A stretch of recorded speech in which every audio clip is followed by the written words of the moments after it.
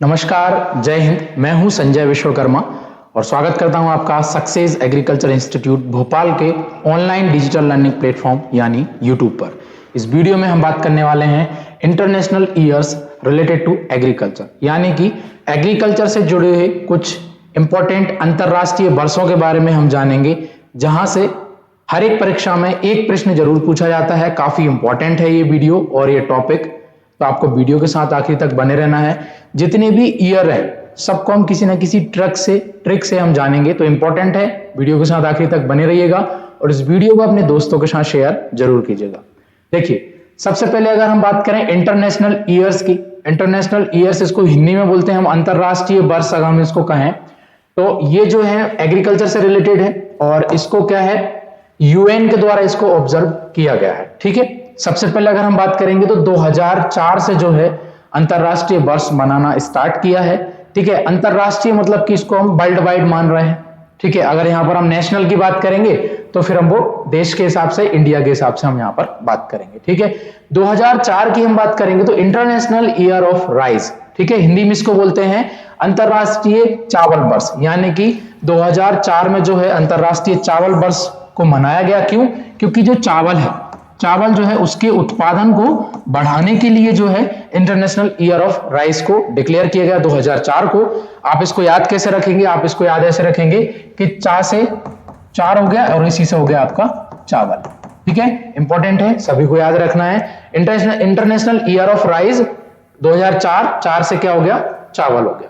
ठीक है, उसके बाद 5 की बात करेंगे। 2005 में क्या है? International year of parthenium. ठीक है, जो अंतरराष्ट्रीय वर्ष है किसका? 2005 को अंतरराष्ट्रीय वर्ष मना गया है पार्थेनियम यानी गाजर घास। ठीक है, आपकी स्क्रीन पर यहां पर दिख रहा है, ये है पार्थेनियम हिस्टेरोफोरस, इसको गाजर घास के नाम से जानते हैं। काफी नुकसानदायक ये खरपतवार होता है। ठीक है, तो 2005 को जो है इंटरनेशनल ईयर डिक्लेयर किया गया है एज पार्थेनियम। ठीक है, तो पा से 5 और पा से ही पार्थेनियम, तो दो चीजें हमने यहां तक याद कर ली कि 2004 चार और चावल, 5 और पार्थेनियम। इसके अलावा एक और आता है 2005 में इंटरनेशनल ईयर ऑफ फिजिक्स। ये भी पूछता है कि 2005 को इंटरनेशनल ईयर ऑफ फिजिक्स के हिसाब से भी यहां पर मनाया गया है। फिजिक्स यानी भौतिकी, ये आपको याद रखना है। 2 वर्ष हमने पढ़ लिए। इसके बाद बात करें 2006 की, international year of desert and desertification, यानी कि अंतरराष्ट्रीय मरुस्थल और मरुस्थलीकरण का वर्ष यहां पर मना रहे हैं हम 2006 में। आपको यहां पर स्क्रीन पे दिख जाएगा, ये है आपका डेजर्ट और डेजर्टिफिकेशन। तो इसको कैसे याद रखोगे? ठीक है, 6DD करके इसको याद कर लो। 6DD मतलब कि डेजर्ट और डेजर्टिफिकेशन। ठीक है, 5 पार्थेनियम, 4 चावल और 6 कौन सा हो गया? मरुस्थल का। ठीक है, डेजर्ट का। 7 की बात करेंगे, 7 किसका? 7 पानी का। ठीक है, तो इंटरनेशनल ईयर ऑफ वाटर यानी कि जल का अंतरराष्ट्रीय वर्ष हमने कब मनाया है? 2007 में। ठीक है, इसको कैसे याद रखोगे? 7 पानी याद रख लो। ठीक है, तो ये आपको याद हो जाएगा, 7 पानी। और इसके बाद क्या है? 2008 का इंटरनेशनल ईयर ऑफ पोटैटो, यानी कि आलू का अंतरराष्ट्रीय वर्ष कब मनाया? 2008 में। इसको आप कैसे याद रखेंगे? अधिकतर वर्ष किसी न किसी ट्रिक से रिलेट करके आपको बताएंगे ताकि आपको आसानी रहे याद रखने में। तो 8, आ से 8 और आ से आलू। ठीक है, आ से 8 और आ से आलू, तो 2008 तक हम आ गए। कितने हमने पढ़ लिए? पहला हमने पढ़ा इंटरनेशनल ईयर ऑफ राइस या चावल 4। 5 में क्या पढ़ा? पार्थेनियम और फिजिक्स पढ़ा। 6 में क्या पढ़ा? डेजर्ट और डेजर्टिफिकेशन पढ़ा। 7 में क्या पढ़ा? इंटरनेशनल ईयर ऑफ जल या फिर वाटर। 8 में क्या पढ़ा हमने? आलू। अब आगे आते हैं 2009 पे। 2009 की बात करेंगे तो international year of natural fibres. आपको शॉर्ट में याद रखना है, 2009 में हम किसकी बात कर रहे हैं? फाइबर की बात कर रहे हैं। फाइबर यानी कि प्राकृतिक रेशे का अंतरराष्ट्रीय वर्ष की हम यहाँ पर बात कर रहे हैं। तो 2009 की मैं बात करूंगा। 2009 में आपको क्या याद रखना है? रेशा। ठीक है, रेशा को इंग्लिश में क्या बोलते हैं हम? फाइबर बोलते हैं। ठीक है, यहाँ पर आप देख सकते हैं अलग अलग जो क्रॉप्स हैं जिनसे फाइबर ऑब्टेन होता है, वो आप स्क्रीन पर देख सकते हैं। ठीक है, उसके बाद बात करूं 10 का क्या? बस मतलब बायोडाइवर्सिटी। ठीक है, इंटरनेशनल ईयर ऑफ बायोडाइवर्सिटी कब आएगा? तो 2010 में आएगा। ये जस्ट आपको याद रखना है। 10 बस, बस क्यों याद रखना है, वहां से आ जाएगा बायोडाइवर्सिटी, ठीक है, इसलिए बस याद रखना है, ठीक है। इंटरनेशनल ईयर ऑफ बायोडाइवर्सिटी कब आया, तो 2010 को जो हमने इंटरनेशनल ईयर ऑफ बायोडाइवर्सिटी के रूप में मनाया है, ठीक है। 11 की बात करूंगा तो इंटरनेशनल ईयर ऑफ फॉरेस्ट, क्या है, वन का अंतरराष्ट्रीय वर्ष कब मना है, 2011 में। अब इसको आप कैसे याद रखेंगे, देखिए यहां पर आपको स्क्रीन में फोटो नजर आ रहे हैं, पेड़ कैसे खड़े रहते हैं, सीधे खड़े रहते हैं पेड़, ठीक है। तो दो पेड़ों को एक साथ खड़े किए, क्या आ गया, 11। तो इसको आप कैसे याद रख लिए, वन, वन में मतलब ये ऐसे 11, ऐसे याद रख लेना। बस हमको क्या है, टॉपिक को रिलेट करना है किसी ना किसी ट्रिक से। आपके अनुसार ट्रिक और भी आप बदल सकते हैं, जैसे आपको बस एग्जाम में याद आना चाहिए और क्वेश्चन गलत नहीं होना चाहिए, क्योंकि ये जितने भी ईयर हैं, हम 2023 तक जाएंगे, जितने भी ईयर हम मना चुके हैं और आगे मनाने वाले हैं, ठीक है। तो इनसे एग्जाम में एक क्वेश्चन जरूर आता है, और एक क्वेश्चन आपके सिलेक्शन और रिजेक्शन के लिए काफी होता है, ठीक है। तो आपको यहां पर हम 2011 तक आ गए हैं। 2004 में क्या पढ़ा, चावल।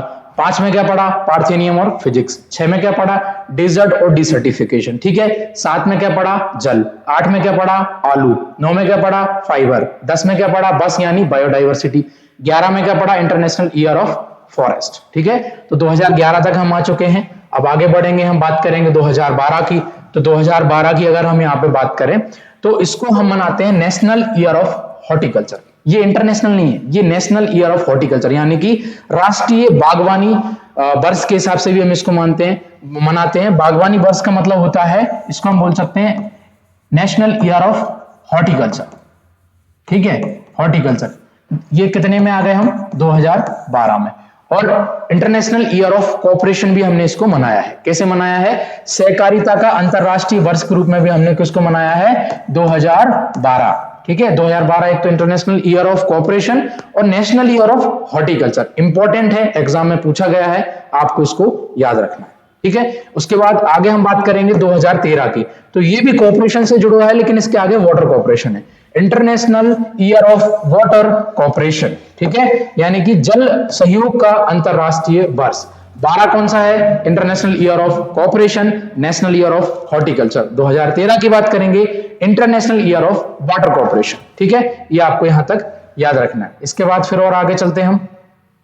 इसके बाद हम बात करेंगे 14 की, 2014 की, ठीक है।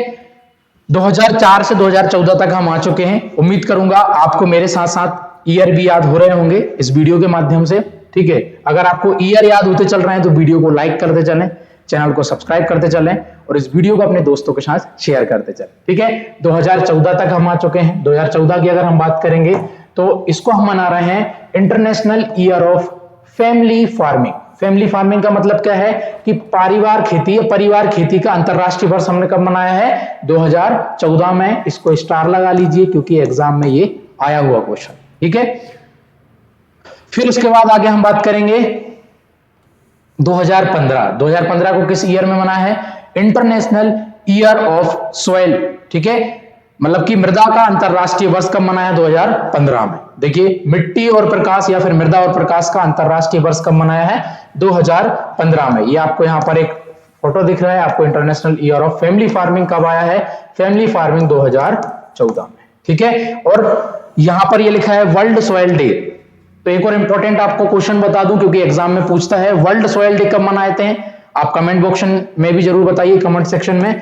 5 दिसंबर को हर साल क्या करते हैं, 5 दिसंबर को क्या होता है, मृदा दिवस, विश्व मृदा दिवस कब मनाते हैं, 5 दिसंबर को मनाया जाता है, यानी कि इसको हम वर्ल्ड सॉइल डे के नाम से भी जानते हैं। इंपॉर्टेंट है, सभी परीक्षाओं के लिए वर्ष इंपॉर्टेंट है, आपको इनको याद रखने हैं। रिसेंट में किस टाइप के क्वेश्चन आते हैं वो भी मैं इस वीडियो में आपको बताने वाला हूं, ठीक है। तो हम कहां तक आ गए, 14 और 15 हमने कंप्लीट कर लिया। 14 फैमिली फार्मिंग, 15 कौन सा है, सॉइल का, ठीक है, और लाइट का भी है। बात करेंगे 16 की।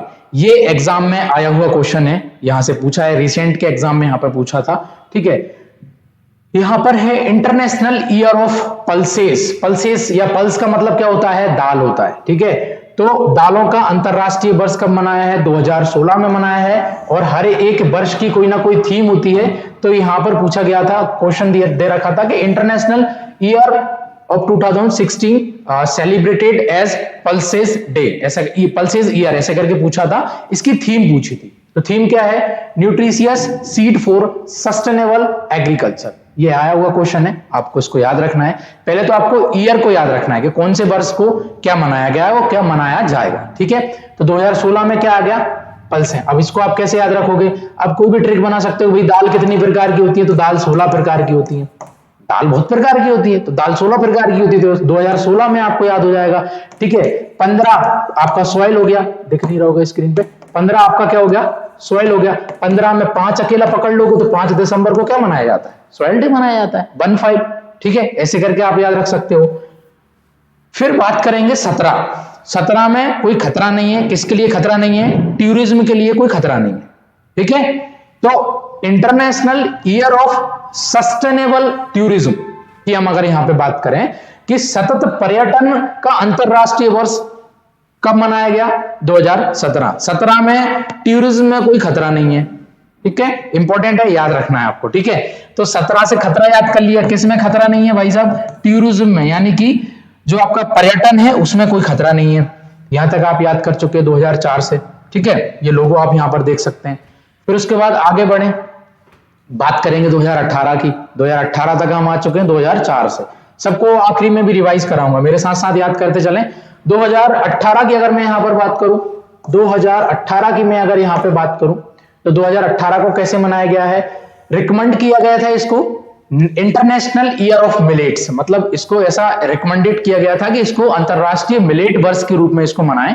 ठीक है, लेकिन इसको नहीं मनाया, इसको मनाया है नेशनल ईयर ऑफ मिलेट्स। ये इंपॉर्टेंट है, ये भी इंपॉर्टेंट है कि 2018 को कैसे मनाया है? नेशनल ईयर ऑफ मिलेट्स के रूप में इसको मनाया गया है। और 2012 है उसको कैसे मनाया था? उसको भी मनाया था national year of horticulture. Important है, ये एग्जाम में पूछ सकता है दोनों। 2018 को नेशनल ईयर ऑफ मिलेट्स के रूप में मनाया गया है और 2012 को भी नेशनल ईयर ऑफ हॉर्टिकल्चर के रूप में मनाया गया है। इसकी रिकमेंडेशन थी लेकिन ये नहीं मनाया गया, आगे आएगा ये भी। ठीक है, इसके बाद फिर आगे बात करें 2019 तो आप कैसे याद रख लोगे? 19 प्रकार की भाषाएं। कौन सी भाषाएं? देशी भाषाएं। तो यहां पर लिखा है international year of indigenous languages. ठीक है, स्वदेशी भाषा का अंतरराष्ट्रीय वर्ष। तो भाषाएं कितनी? 19। दाल कितनी? 16। और टूरिज्म में कोई खतरा नहीं, 17 खतरा, टूरिज्म डेवलपमेंट, ऐसे करके आपको याद रखना है। 19 भाषाएं। कितनी भाषाएं? 19। कितनी भाषाएं? 19 भाषाएं। ठीक है, 19 भाषाओं का मतलब क्या हो गया? 2019 में क्या मनाया गया? स्वदेशी भाषाओं के रूप में 2019 को मनाया गया है international year of indigenous languages. भाषाएं कितनी? 19। टूरिज्म में कोई खतरा नहीं, मतलब 17। दाल कितनी? 16। ठीक है, और 2015 में इंटरनेशनल ईयर ऑफ सॉइल मनाया गया। 14 में फैमिली फार्मिंग, 12 में कॉर्पोरेशन और 13 में वाटर कॉर्पोरेशन। 12 में नेशनल ईयर ऑफ हॉर्टिकल्चर को भी मनाया गया है, इंपॉर्टेंट है, याद रखना है। ठीक है, 18 को नेशनल ईयर ऑफ मिलेट्स मनाया गया है और आगे आएगा इंटरनेशनल ईयर ऑफ मिलेट्स जिसको हम जानेंगे। 2019 तक हमने पढ़ लिया। उसके बाद बात करें 2020 की, तो 2020 की अगर हम यहां पे बात करेंगे तो international year of plant health, important है।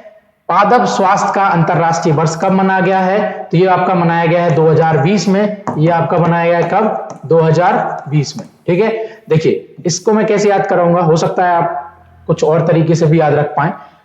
जो कोरोना था, जिसको हमने क्या बोला? कोविड-19, भारत में कब आया था? 2020 की शुरुआत में। ठीक है, तो आप ऐसे याद रख सकते हो कि 2020 में सब कुछ बीमार थे, हम सब लोग बीमार थे, लेकिन प्लांट की हेल्थ पर कोई प्रभाव नहीं पड़ा, पौधे एकदम स्वस्थ थे। तो पौधे स्वस्थ कब थे भैया? 2020 में। हम बीमार थे लेकिन वो स्वस्थ थे।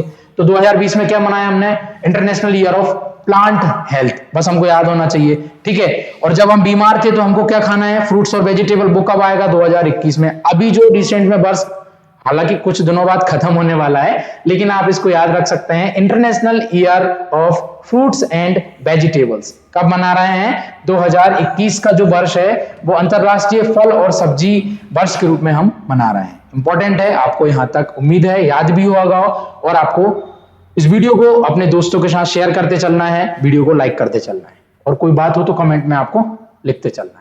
ठीक है, उसके बाद हम बात करेंगे 2021, अभी हमारा चल रहा है, कुछ दिनों बाद 2022 लग जाएगा।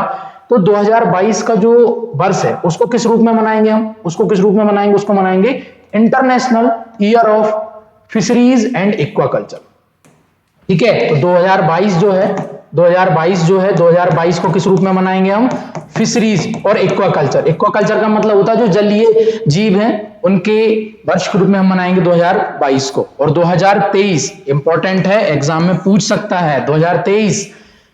2022 के बाद जो 2023 वर्ष आएगा उसको हम किस रूप में मनाएंगे? तो उसको हम मनाएंगे इंटरनेशनल ईयर ऑफ मिलेट्स। यानी मिलेट्स मतलब होता है जो मोटे अनाज होते हैं, जो कोर्स सीरियल्स होते हैं, ठीक है, उनके बारे में हम यहाँ पर 2023 का जो ईयर है वो मनाने वाले हैं। अभी एक और आया था सर, कंफ्यूजन हो रही है, कोई बात नहीं, इसको अपन क्लियर कर लेते हैं, कंफ्यूजन नहीं होगी। 2018 का जो वर्ष है, सॉरी 2018 का जो वर्ष है ना, 2018 का जो वर्ष है, 2018 का जो वर्ष है उसको भी हमने मिलेट्स के तौर पे ही मनाया है। ठीक है, लेकिन कौन सा था? नेशनल था, राष्ट्रीय मिलेट्स या राष्ट्रीय मोटे अनाज या मिलेट्स के रूप में हमने मनाया 2018 को। ठीक है, और 2023 को जो हम मनाएंगे वो इंटरनेशनल मनाएंगे, मतलब अंतरराष्ट्रीय मनाएंगे। इंपॉर्टेंट है, पॉइंट्स को आपको याद रखना है।